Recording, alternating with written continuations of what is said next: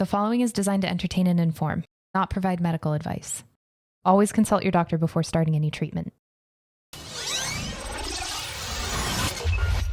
Spire.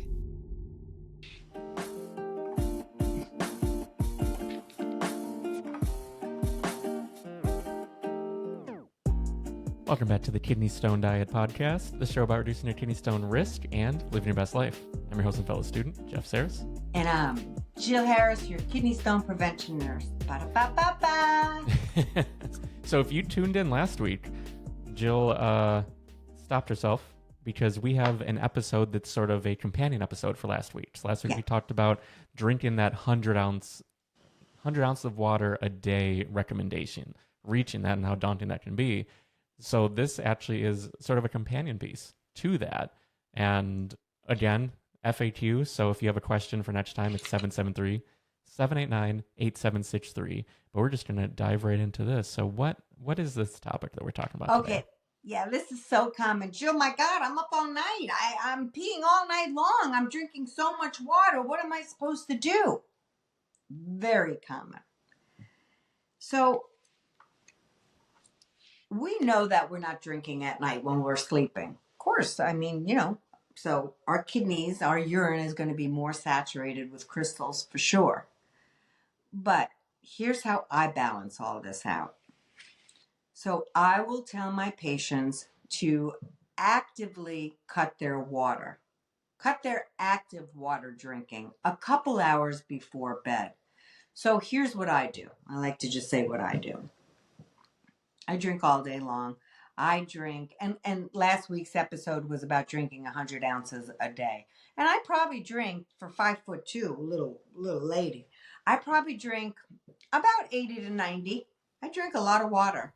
Also, I have a long day, meaning I'm up at 5 typically. I don't go to bed till 10:30. So, and I work from home.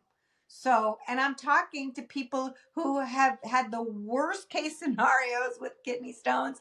So I do not want them. And my family has them. So I am adamant about drinking enough water.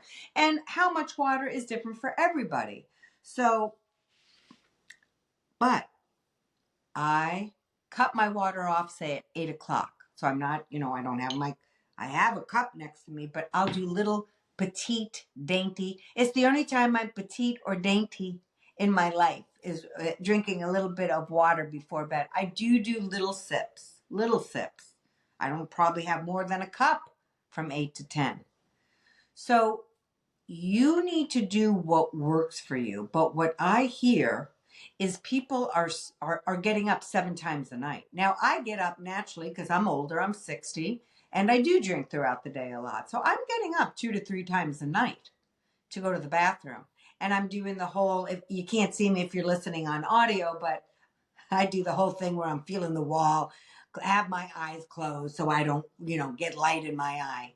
I'm waiting to break a hip doing that. So I do that, and thank God I can fall right back asleep because I wear myself out along with you guys all day long.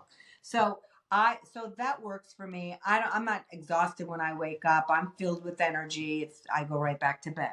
But for those of you who have a hard time getting back to bed, here's the issue. I'm saying cut off the water a bit before you go to bed because if you're exhausted the next day, you're not going to make good lifestyle choices. You're not going to drink. You're not going to exercise. You're going to eat crappy carby foods, sugar, salt, crunchy. If you're like me, you're not going to have a stellar diet that day because you're looking for comfort. So it's super important that no one ever, I say this all the time, but no one's ever grabbing, let me get some quinoa and some kale. And when you're crabby no, you want muffins and danishes and cookies and cake. That's what happens when you're tired. You want to pick yourself up real quick and you're going to fall right back down. So cut active, really guzzling and active water drinking up a couple hours before bed or whatever suits you so you're not up all night and then tired the next day. If you're like me and can fall right back asleep, then continue getting up a few times a night. That's fine. It doesn't bother me. But for many of you, it will. And again, are you drinking too much water? I'll see urine outputs on the urine analysis call where people are peeing out 6 liters of fluid because they're so petrified of making a kidney stone. You do not need to pee that much, folks. And these folks are also not eating enough food because they're so full and they are getting no sleep. Nobody has to drink so much fluids that they're peeing out 6 liters. We want you to pee out 2.5 to 3 liters a day. If you don't make your goal, get up the next day and get right back to it. Don't worry about anything. But if you're getting up too much at night, slow your roll a little before going to bed. If you're fine with getting up a couple times a night, to 2 to 3 times a night like I am, and you're filled with vim and vigor the next day like I am, don't worry about it.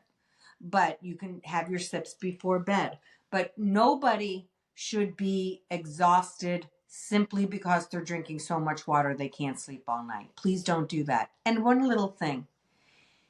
If you get up in the middle of the night and can't get back to bed because of stress, please seek out help to get the stress taken care of.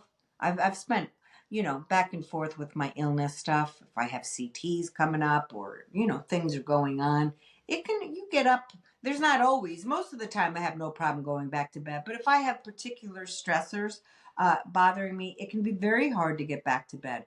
But I am very, very good now, post-cancer. I've learned my lesson on taking care of myself. Cupping, acupuncture. I have therapy a couple times a month. I do a lot of physical activity to manage my stress, deep breathing. So if you're having a hard time, what is this about kidney stones, Jill? Why are you bringing it up? I'm bringing it up because of what I hear all day. Everybody here, whether you have kidney stones or not, should be managing stress. Because on the flip side, how people tend to manage stress is overeating. And that's why we have the group calls, the group coaching calls with Jill. Go to kidneystonediet.com. We talk about what is causing you to eat like crap every day. And if you bring it to a safe, supportive, loving group, like we all are with each other, it's like a family, then you can get things taken care of and feel a lot better and also see that you're not alone. Some of the things you're thinking about up here, we're all thinking about. But then also some things are really tricky and you need a therapist to help figure out. Some people will need medication. There's all kinds of things going on. But the reason I always bring up stress, definitely with my private people and my group coaching calls, is because that affects our lifestyle. If you're really stressed because you have a boss that's an ass, or maybe you're living with somebody you don't really love anymore and you're not getting along, and that's horrible and stressful, and there's so many things. So you need to figure that out and get help for that. You need a solution for that. And then, lifestyle choices can be a little bit easier. So that's always a little something extra I want to put in there to pay attention to, right? We've got to deal with the stress that the world gives us, our inner world, the outer world. There's a lot, and we need good coping skills, not just food, people, not just food. All right, Jeff, I think that's it. Yeah, absolutely. Yeah, because it's so important. We need to be able to spend our days in the best way possible. Like, we only have so many, each of us, like, no matter where we are in life. And you actually did that thing recently with the little map of your entire life and where you are on that little piece of tape, say. And it's very easy to forget that nothing is forever. And we need to do our best. Like, do our best every day, but don't beat ourselves up either. I think that's really key, Jeff, what you just said. It's like, listen, we're just humaning. That's all we're doing. We're trying our very best. Every one of us will have bad days. That's okay. You learn from them. You grow. And you pick yourself up and keep on trucking. Jeff and I have success because we have screwed up a lot, but then we've learned from it, right? So we're successful people, but we have had lots of failures in our life. And I hope that you guys have too, because again, it's the only way to learn. When we fail at something and then beat ourselves up, well, that's not helpful to self-growth at all. I would expect everyone embraces failure here, because if you failed at something, you tried. And that's what we're caring about. Being in the game means you didn't succeed. It means you're trying every single day. And every single day, life will bring you something different. And you got to roll with it. So some days are A pluses and some days are C's and some days are D minuses. And it's okay. You're trying your best. And those are the kind of people that I want to work with. People that tell me they're perfect. Well, first of all, they're lying because that's impossible. Perfectionism is just another form of anxiety. And if you're trying to be perfect, I know you're not being kind to yourself. I know you're not. Because when you're not perfect, you're mad.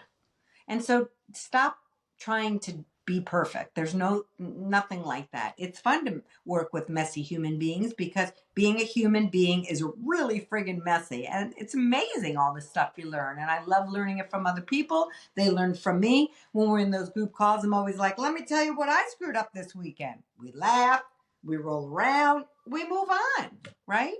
And then everyone's like, oh, good. Glad I didn't do that. Even Jill's a messy human being too. Damn straight I am, and I'm proud of it. Makes me more colorful, I like to think. Right? Absolutely.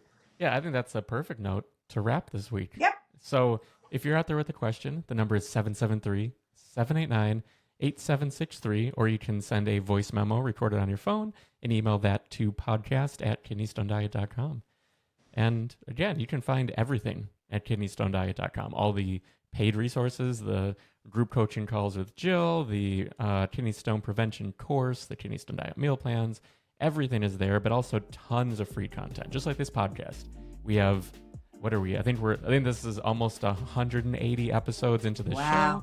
We're trying to just get as much information out there as possible to reach as many people in the way that they want to be reached. So there's also the blog, the email newsletter, if you prefer to read instead of listen or watch. And there's so many different ways, so many different avenues that we're trying to touch on. So whatever suits you best, or if you're sharing with a friend, whatever suits them best, you can find that at kidneystonediet.com. So again, thanks again for tuning in, for liking, subscribing, for everything that you do, and we'll see you next week. Yeah, thanks for being part of this community. We really value you guys so much. That's a wrap, baby. See you later.